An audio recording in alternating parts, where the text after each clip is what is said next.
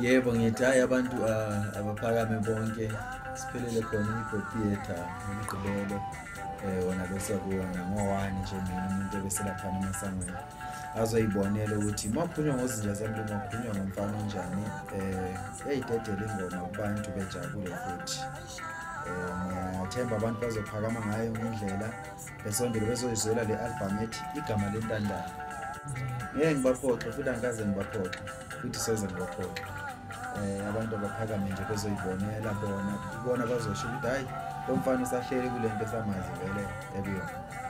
Usizi lwempilo yami lonke lugxile kakhulu kule album. I-album lena iletha into ey'ningi ezenzeka la emhlabeni nenzondo sukube khona mhlawumbe eqhamuka kwezinye iy'ndawo-ke ibhekiswe ngakimi ngenxa yokuthi kodwa-ke ngikholwa-ke ngiyakholwa uNkulunkulu kungabe kusenzeka ngendlela abanye abantu abasuke befise ngakhona kodwa kukhona kule album umuntu akaphakame azoyitholela le album i-hip hop theatre.